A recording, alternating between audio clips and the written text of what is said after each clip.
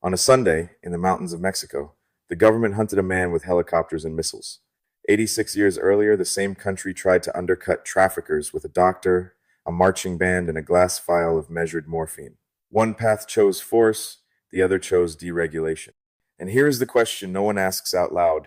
If Mexico once stood at a different fork in the road, who made sure it never walked that way again? I'm Arturo, and this is Latin Lore from Latin America's history to mysteries and true crime, to local legends whispering Latin intrigue.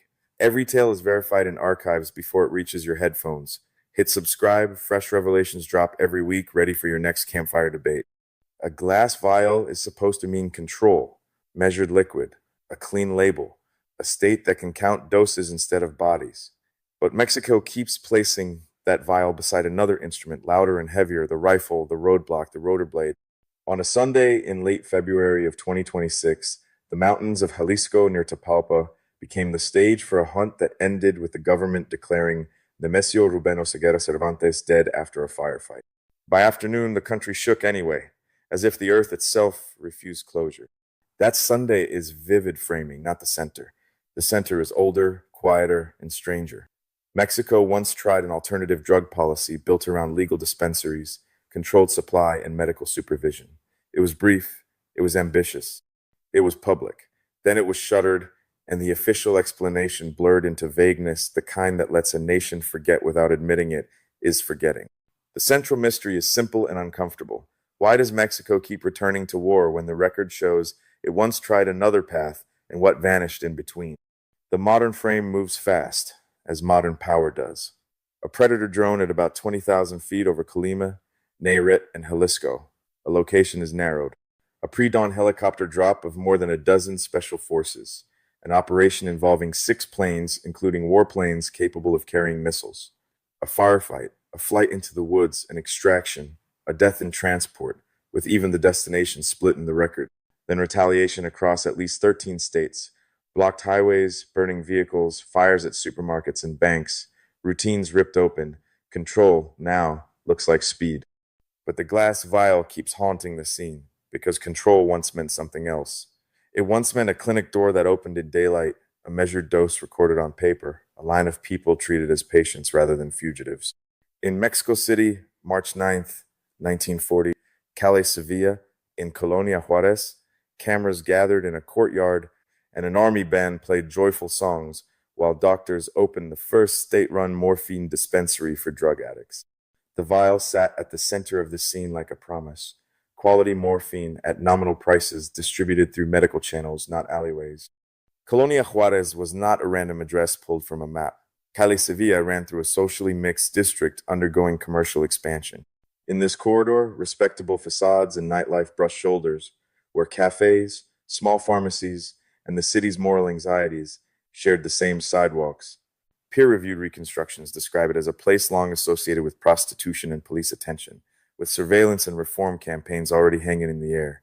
The clinic's placement was deliberate, accessible to known users, yet embedded in central Mexico City, close enough to be seen as legitimate care. The program behind the dispensary was designed to be national in scope. Sevilla was meant to be the first of many planned across the country, the spearhead of a broader program envisioning a state monopoly supplying morphine at nominal prices under medical supervision to registered addicts. The objective was not to deny that addiction existed. The objective was to reduce the illegal market's power by drawing dependent users away from illicit supply and into a regulated system. The glass vial was meant to starve the shadow economy by feeding a public one. Its logic was careful, even stern.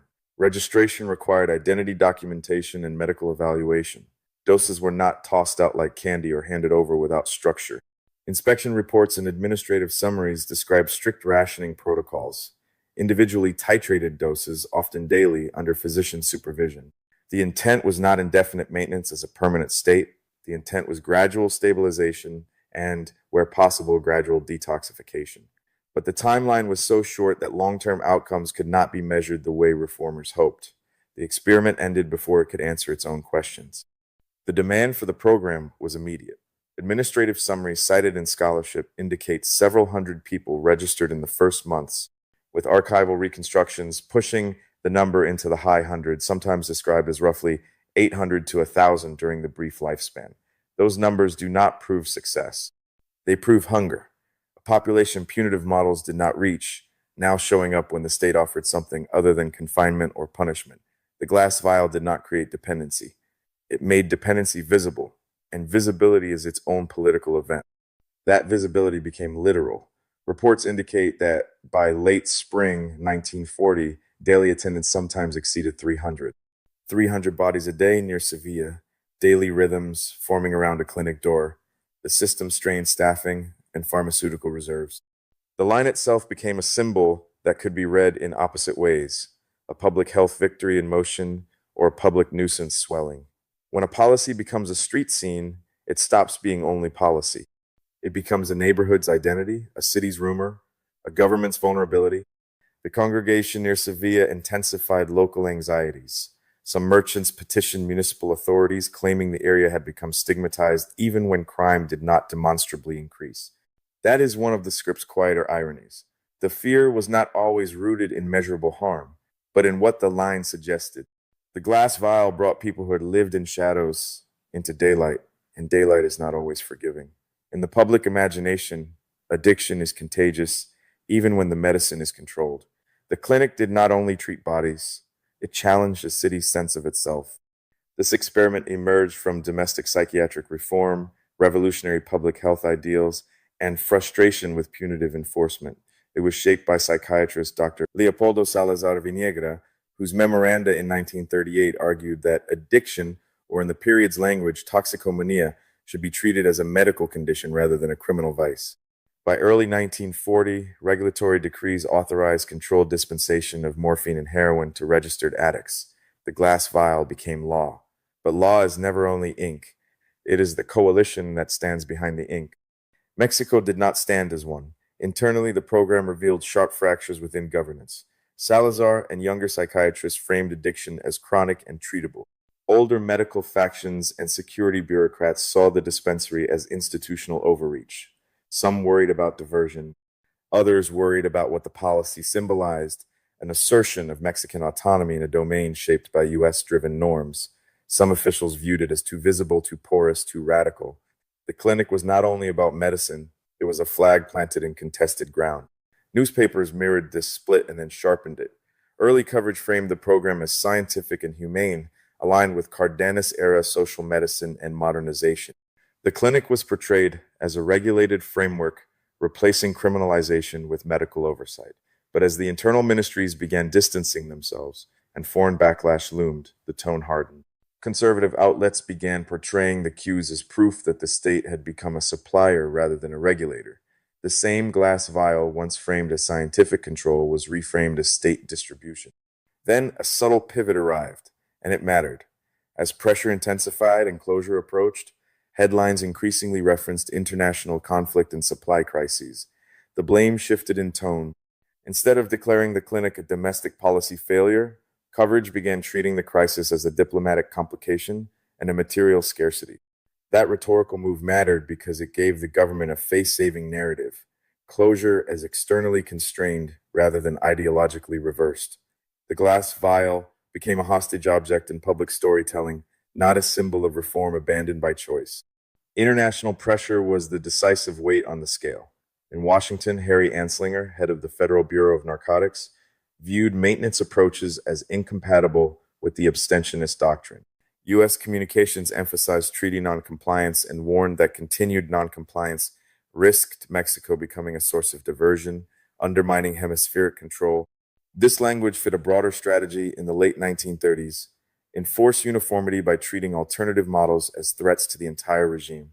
The glass vial was treated less like medicine and more like contraband. The coercion did not need a dramatic declaration. It moved through bureaucracy. Rather than a loud formal embargo, the practical mechanism was administrative refusal. The United States would not authorize export certificates for morphine base and derivatives, effectively choking Mexico's illicit supply chain within weeks. The Federal Bureau of Narcotics signaled to exporters that licenses for Mexico would be delayed or denied unless the Reglamento Federal de Toxicomanias was rescinded. The pressure was technical enough to be framed as routine.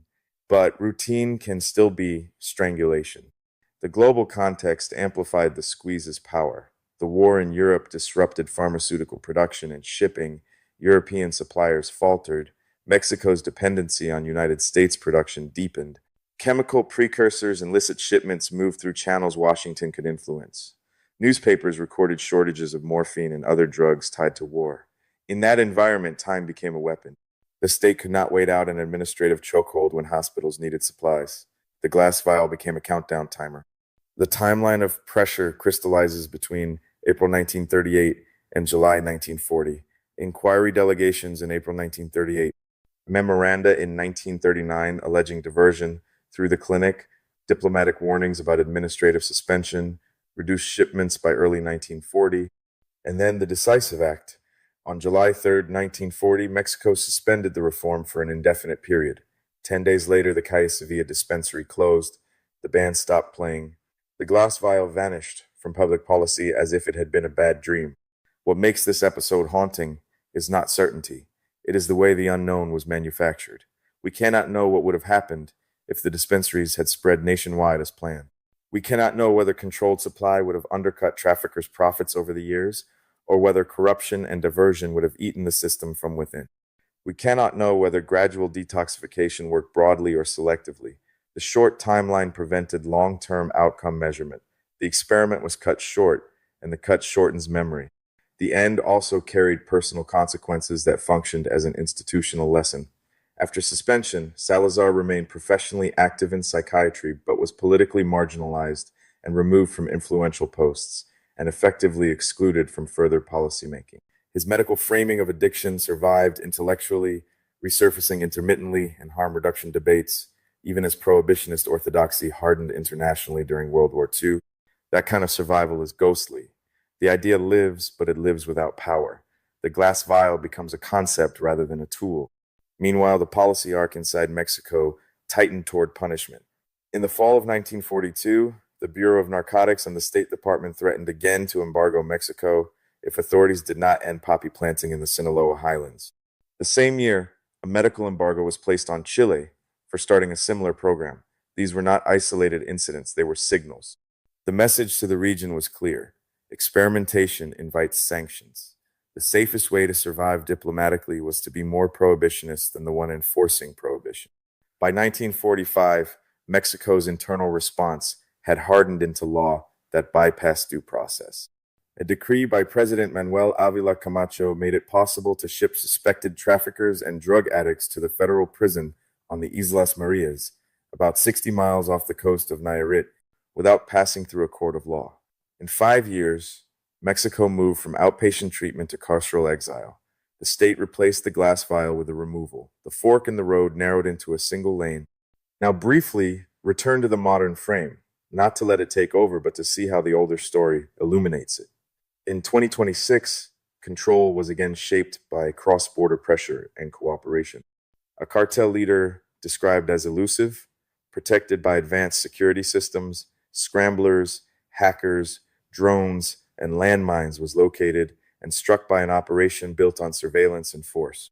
The state demonstrated capacity, and then backlash spread across roads and cities, turning everyday life into an emergency. That is the cycle. Strike, shatter, stabilize, repeat. The question is, which kinds of control become the default when others are erased from memory? In 1940, control was bureaucratic and medical. Registration, documentation, titrated doses, daily supervision, rationing protocols, gradual stabilization, and the possibility of detoxification. The state attempted to undercut illicit networks by absorbing demand into a regulated supply. In 2026, control is kinetic. Aircraft, insertion, firefight, extraction, both are controlled. One tries to control the market by absorbing it. The other tries to control it by striking it. What vanished in between is not simply a clinic, it is civic imagination. The Calle Sevilla program was designed to reclassify people with an addiction from criminals to patients, and it did so visibly, under police watch, in a neighborhood that could not pretend the line wasn't there. That visibility created backlash from merchants and conservative voices. It also created an opening for foreign pressure to be framed as a way to avoid embarrassment. When the clinic closed, the government's vagueness allowed history to be filed away as an anomaly rather than as an interrupted path. And now the irony has sharpened over the decades. The United States, whose abstentionist doctrine and bureaucratic leverage helped crush a maintenance experiment, has seen recent drug reforms at the state and federal levels that reopen questions about alternatives. Mexico, meanwhile, remains described as anchored in prohibitionist logic, with marijuana unregulated and treatment schemes not adopted federally. The glass vial sits in the archive like a forbidden object, proof that Mexico once tried something that does not fit the myth that war was always inevitable. So the glass vial returns again and again, changing meaning as the decades change costumes. In 1940, it was a promise: quality morphine at nominal prices, titrated doses under physician supervision, an attempt to weaken traffickers by reducing the illegal market's pull. Then it became leverage: export certificates withheld, supply chains choked, closure framed as externally constrained. Then it became absent: the band stopped, the line dissolved, and the idea survived only as a faint intellectual echo. The state learned a new reflex: reach for punishment first. That is why the Sunday framing matters. When a country forgets it once tried another road, every crisis feels like it has only one exit. Helicopters, missiles, firefights, blockades, fires, and the exhausted insistence that this time will be different. The missing truth may not be a conspiracy. It may be a road not taken, and a memory intentionally shortened until alternatives feel unrealistic. The archive keeps its receipts, the street keeps its scars, and the cycle keeps speaking in the only language left. So yes, the Sunday operation and retaliation stand as a vivid frame that makes the older experiment feel urgent rather than dusty. I'll leave you with one question, because Latin lore lives in the space where the file cabinet meets the highway. Do you think Mexico's cycle is driven more by external pressure, internal profit, or the choices the state made long ago, especially the choice to let Calle Sevilla fade and to let the glass vial disappear from the national imagination before it could teach the country a different kind of control? Muchas gracias. Thanks for trekking the hidden trails of Latin America with me. If tonight's story unsettled you, subscribe and ring the bell, because Latin America's most intriguing stories are far from over.